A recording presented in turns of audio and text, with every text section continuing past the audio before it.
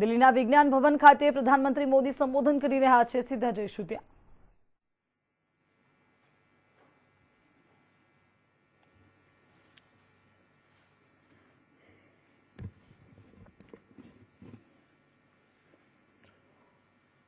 Honorable Chief Justice of India, Sri N.V. Ramanna ji, Justice Sri U.U. Lilith जी, देश के कानून मंत्री श्री किरण रिजिजू जी, राज्य मंत्री प्रोफेसर एस.पी. सिंह बघेल जी, राज्यों के सभी आदरणीय मुख्यमंत्रीगण, lieutenant governors of UTs, honourable जजेस of the Supreme Court of India, chief justice of high courts, distinguished guests, उपस्थित अन्य सभी महानुभाव, देवी और सज्जनों,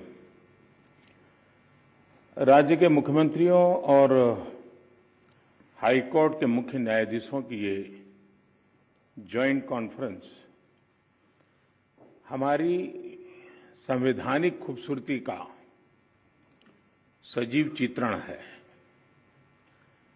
मुझे खुशी है कि इस अवसर पर मुझे भी आप सबके बीच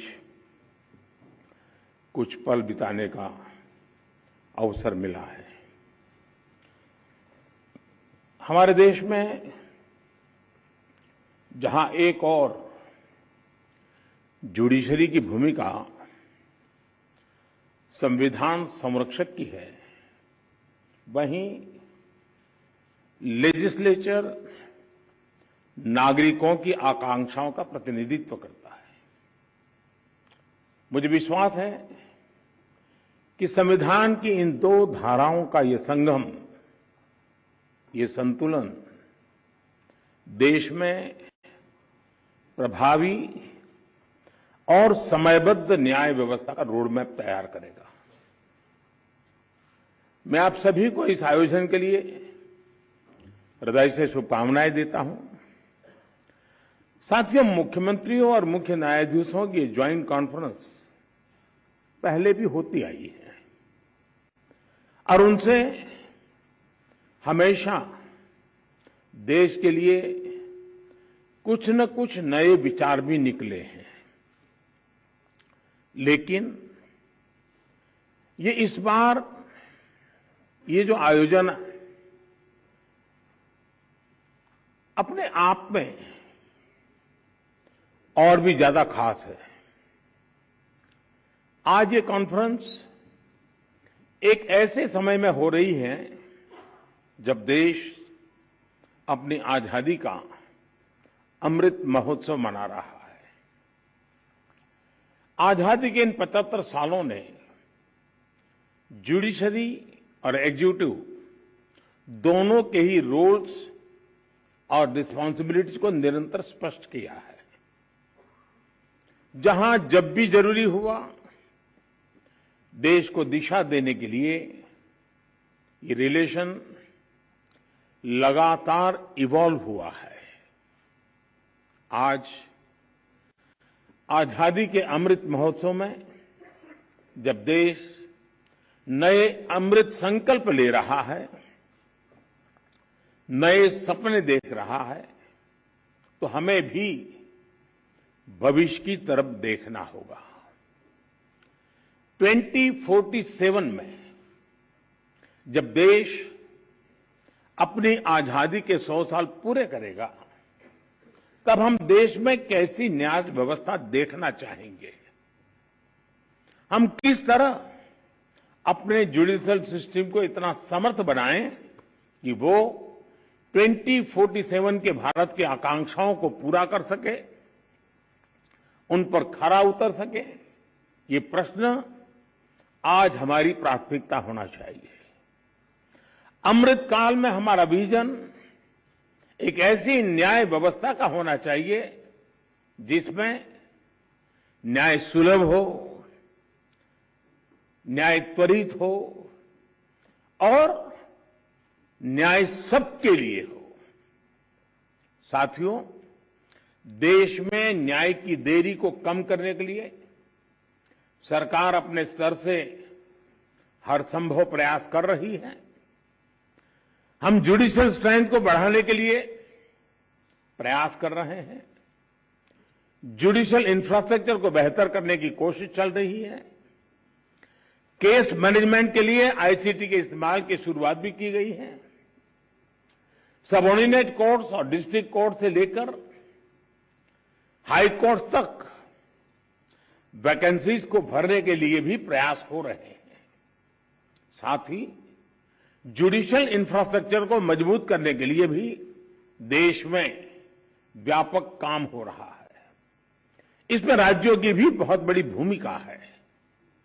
साथियों, आज पूरी दुनिया में नागरिकों के अधिकार के लिए, उनके सशक्तिकरण के लिए टेक्नोलॉजी एक इंपॉर्टेंट टूल बन चुकी है। हमारे जुडिशियल सिस्टम में भी टेक्नोलॉजी की संभावनाओं से आप सब परिचित हैं। हमारे ऑनरेबल जजेस समय समय पर इस विमर्श को आगे भी बढ़ाते रहे हैं। भारत सरकार भी जुडिशियल सिस्टम में टेक्नोलॉजी की संभावनाओं को डिजिटल इंडिया मिशन का एक जरूरी हिस्सा मानती है। उदाहरण के तौर पर ई कोर्ट्स प्रोजेक्ट को आज मिशन मोड में इंप्लीमेंट किया जा रहा है। सुप्रीम कोर्ट ई कमेटी के मार्गदर्शन में जुडिशियल सिस्टम में टेक्नोलॉजी इंटीग्रेशन और डिजिटाइजेशन का काम तेजी से आगे बढ़ रहा है। मैं यहां उपस्थित सभी मुख्यमंत्रियों और हाईकोर्ट के सभी चीफ जस्टिस से भी आग्रह करूंगा कि इस अभियान को विशेष महत्व दें, इसे आगे बढ़ाएं। डिजिटल इंडिया के साथ जुडिशरी का ये इंटीग्रेशन आज देश के सामान्य मानवी की अपेक्षा भी बन गई है। आप देखिए, आज कुछ साल पहले डिजिटल ट्रांजैक्शन को हमारे देश के लिए असंभव माना जाता था। लोगों को लगता था, लोग शक करते थे, अरे ये हमारे देश में कैसे हो सकता है। और ये भी सोचा जाता है इसका स्कोप केवल शहरों तक ही सीमित रह सकता है, उससे आगे बढ़ नहीं सकता है। लेकिन आज छोटे कस्बों और यहां तक गांवों में भी डिजिटल ट्रांजैक्शन आम बात होने लगी है। ये पूरे विश्व में पिछले साल जितने डिजिटल ट्रांजैक्शन हुए उसमें से 40% डिजिटल ट्रांजैक्शन भारत में हुए हैं।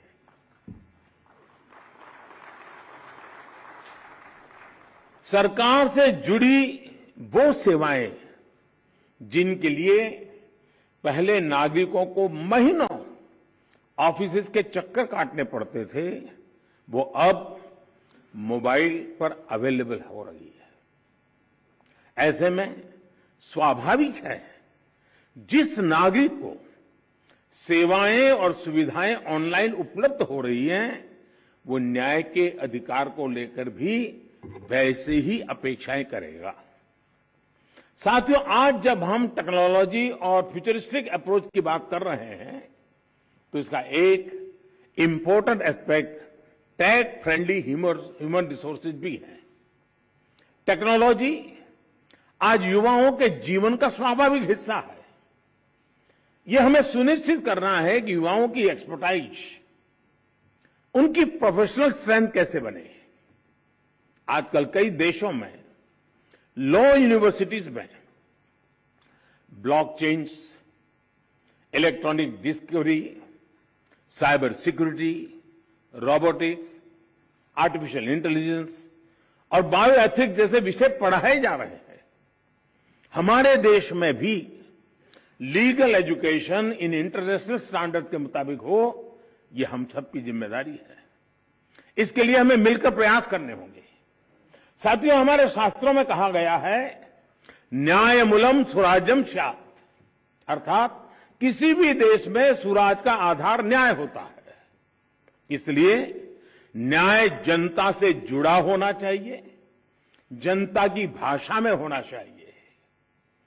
जब तक न्याय के आधार को सामान्य मानवी नहीं समझता, उसके लिए न्याय और राजकीय आदेश में बहुत फर्क नहीं होता है।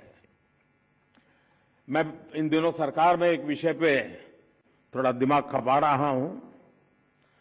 दुनिया के कई देश ऐसे हैं कि जहां कानून बनाते हैं तो एक तो लीगल टर्मिनोलॉजी में कानून होता है, लेकिन उसके साथ एक और कानून का रूप भी रखा जाता है जो लोक भाषा में होता है, सामान्य मानवी की भाषा में होता है, और दोनों मान्य होते हैं।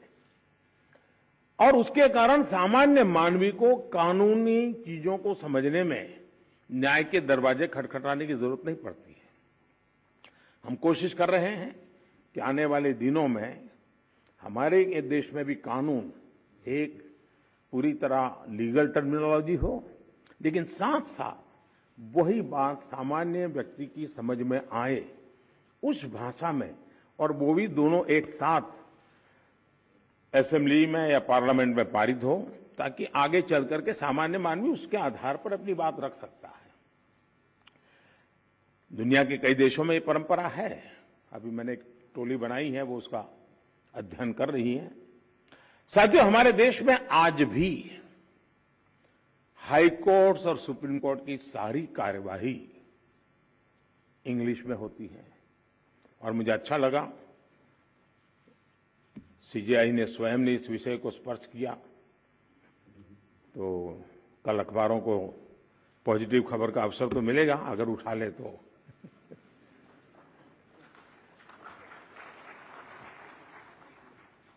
लेकिन उसके लिए बहुत इंतजार करना पड़ेगा। साथियों, एक बड़ी आबादी को न्यायिक प्रक्रिया से लेकर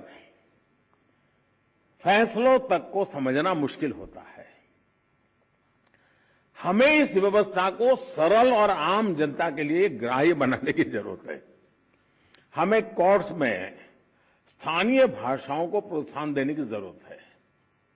इससे देश के सामान्य नागरिकों का न्याय प्रणाली में भरोसा बढ़ेगा, वो उससे जुड़ा हुआ महसूस करेगा।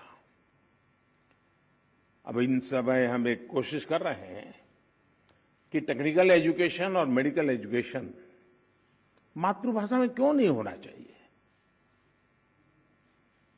हमारे बच्चे जो बाहर जाते हैं दुनिया की वो भाषा कोशिश करते हैं पढ़ करके फिर मेडिकल कॉलेज की, तो हम हमारे देश में कर सकते हैं। और मुझे खुशी है कई राज्यों ने मातृभाषा में टेक्निकल एजुकेशन, मेडिकल एजुकेशन के लिए कुछ इनिशिएटिव लिए हैं।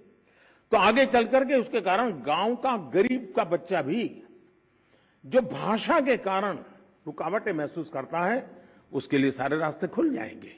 और ये भी तो एक बड़ा न्याय है, ये भी एक सामाजिक न्याय है। सामाजिक न्याय के लिए न्यायपालिका के तराजू तक जाने की जरूरत नहीं होती है। सामाजिक न्याय के लिए कभी भाषा भी बहुत बड़ा कारण बन सकती है।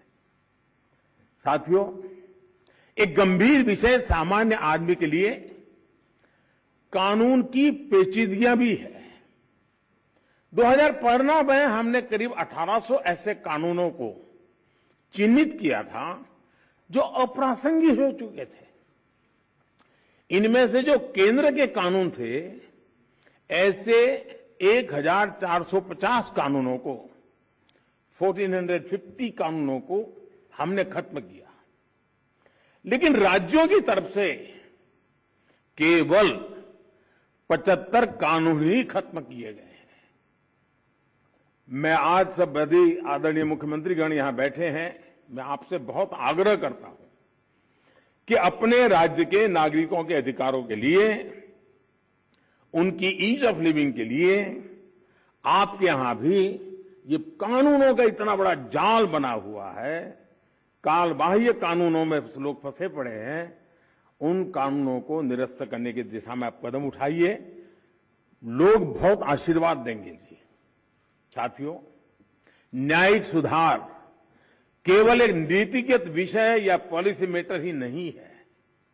देश में लंबित करोड़ों केसेस के लिए पॉलिसी से लेकर टेक्नोलॉजी तक हर संभव प्रयास देश में हो रहे हैं, और हमने बार बार इसकी चर्चा भी की है। इस कॉन्फ्रेंस में भी आप सब एक्सपर्ट्स इस विषय पर विस्तार से बात करेंगे ही, ये मुझे पर विश्वास है। और मैं शायद बहुत लंबे अरसे तक इस मीटिंग में बैठा हुआ हूं। शायद जजीज को ऐसी मीटिंग में आने का जितना अवसर मिला होगा, उससे ज्यादा मुझे मिला है। क्योंकि मैं कई वर्षों तक मुख्यमंत्री के रूप में इस कॉन्फ्रेंस में आता रहता था। अब यहाँ बैठना मौका आ गया है तो यहाँ से आता रहता हूँ। तो एक प्रकार से मैं इस महफिल में सीनियर हूँ।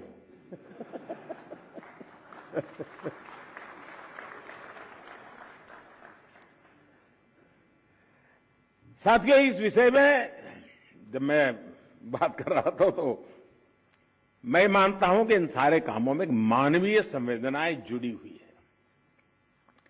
मानवीय संवेदनाओं को भी हमें केंद्र में रखना ही होगा। आज देश में करीब 3.5 लाख प्रिजनर्स ऐसे हैं जो अंडर ट्रायल है और जेल में है। इनमें से अधिकांश लोग गरीब या सामान्य परिवारों से। हर जिले में डिस्ट्रिक्ट जज की अध्यक्षता में एक कमेटी होती है ताकि इन केसेस की समीक्षा हो सके। जहां संभव हो बेल पर उन्हें रिहा किया जा सके। मैं सभी मुख्यमंत्रियों और हाई कोर्ट के जजेस से अपील करूंगा कि मानवीय संवेदनाओं, उन संवेदनाओं और कानून के आधार पर इन मामलों को भी अगर संभव हो तो प्राथमिकता दी जाए। इसी तरह न्यायालयों में और खासकर स्थानीय स्तर पर लंबित मामलों के समाधान के लिए मध्यस्थता, मीडिएशन भी एक महत्वपूर्ण जरिया है।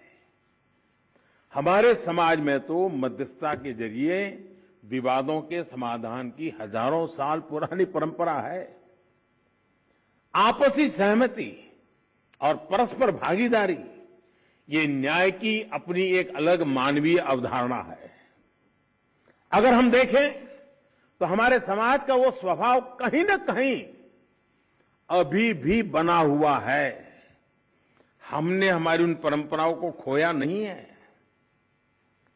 हमें इस लोकतांत्रिक व्यवस्था को मजबूत बनाने की जरूरत है। और जैसे चीफ साहब ने ललित जी की तारीफ की, मैं भी करना चाहूंगा। उन्होंने पूरे देश में भ्रमण किया, हर राज्य में गए इस काम के लिए। और सबसे बड़ी बात है, कोरोना काल में गए। साथियों, मामलों का कम समय में समाधान भी होता है, न्यायालयों का बोझ भी कम होता है और सोशल फैब्रिक भी सुरक्षित रहता है। हमने इसी सोच के साथ संसद में मीडिएशन बिल को भी एक अम्ब्रेला लेजिस्लेशन के रूप में भी पेश किया है। अपनी रीच लीगल एक्सपर्टाइज के साथ हम मीडिएशन से सॉल्यूशन की विधा में ग्लोबल लीडर बन सकते हैं। हम पूरी दुनिया के सामने एक मॉडल पेश कर सकते हैं। मुझे पूरा भरोसा है कि प्राचीन मानवीय मूल्यों और आधुनिक अप्रोच के साथ इस कॉन्फ्रेंस में ऐसे सभी विषयों पर आप सब विद्वज्जन विस्तार से चर्चा करके, मंथन करके उस अमृत को लाओगे जो शायद आने वाली पीढ़ियों तक काम आएगा। इस कॉन्फ्रेंस में जो नए आइडियाज निकलेंगे, जो नए निष्कर्ष निकलेंगे, वो नए भारत की आकांक्षाओं को पूरा करने का माध्यम बनेंगे। इसी विश्वास के साथ मैं फिर एक बार आप सबके मार्गदर्शन के लिए मैं आपका आभारी हूं और मैं सरकार की तरफ से ये विश्वास दिलाता हूं कि देश के न्याय व्यवस्था के लिए सरकारों ने जो करना होगा, चाहे राज्य सरकार हो, केंद्र सरकार हो, वो भरसक प्रयास करेगी ताकि हम सब मिलकर के देश के कोटि कोटि नागरिकों की आशा अपेक्षाओं को पूर्ण कर सके। और 2047 में देश जब आजादी के 100 साल मनाए, तब हम न्याय के क्षेत्र में भी और अधिक गौरव के साथ, और अधिक सम्मान के साथ, और अधिक संतोष के साथ आगे बढ़े। यही मेरी बहुत बहुत शुभकामना है। बहुत बहुत धन्यवाद।